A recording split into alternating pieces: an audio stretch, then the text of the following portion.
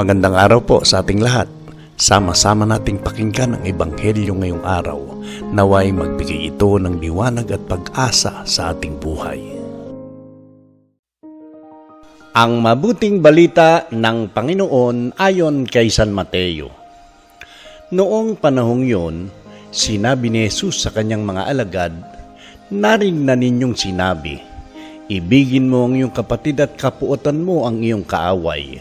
Ngunit ito naman ang sabi ko, ibigin ninyo ang inyong mga kaaway at idalangin ninyo ang mga umuusig sa inyo, upang kayo'y maging tunay na anak ng inyong amang nasa langit. Sapagkat pinasisikat niya ang araw sa masasama at sa mabubuti, at pinapapatak niya ang ulan sa mga banal at sa mga makasalanan. Kung ang mga umiibig sa inyo ang siya lamang ninyong iibigin, ano pang gantimpala ang inyong hihintayin? Hindi ba't ginagawa rin ito ng mga publikano? At kung ang mga binabati lamang ninyo'y ang inyong mga kapatid, ano ang nagawa ninyong higit kaysa iba?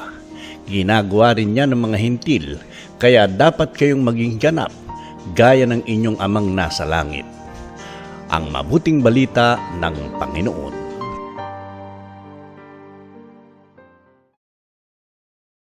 Mapagpalang araw ng Sabado po sa ating lahat. May mga pagkakataon sa buhay na nasasaktan tayo, pinagkakanulo, binabaliwala o ginagawa ng masama. Natural sa atin ang umiwas, magtanim ng sama ng loob o gumanti. Ngunit sa mga talatang ito, inaanyayahan tayo ni Jesus sa isang mas mataas na antas ng pagmamahal. Sabi niya, ibigin ninyo ang inyong mga kaaway at ipanalangin ninyo ang mga umuusig sa inyo. Isang mahirap ngunit makapangyarihang utos. Hindi ito simpleng pakikisama lamang, kundi isang pag-ibig na may sakripisyo. Ipinapakita ni Jesus na ang tunay na anak ng Diyos ay nagmamahal hindi lang kapag madali, kundi lalo na kapag mahirap. Tulad ng Diyos na nagpapasikat ng araw at nagpapaulan sa mabuti at masama, tayo rin ay tinatawag na magmahal ng walang pinipili. Ang pagiging ganap ay pagiging buo sa pag-ibig, handang magpatawad, handang umunawa at handang manalangin para sa mga taong nakasakit sa atin. Ang hamon sa atin ngayon, kaya ba nating magmahal tulad ng pagmamahal ng Diyos? Manalangin tayo.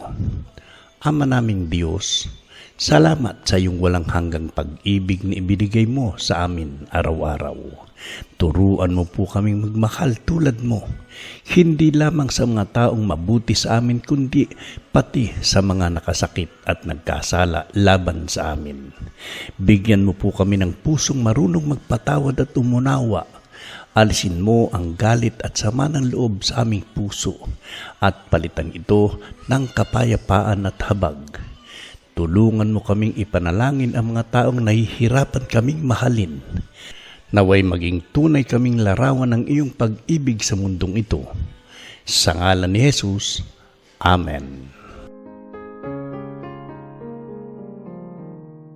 Naway ang salita ng Diyos ay manatili sa ating puso at magbigay liwanag sa bawat hakbang ng ating buhay. Pagpalain tayo ng Diyos sa ating paglalakbay ng pananampalataya at naway palaging magningning ang kanyang presensya sa ating puso.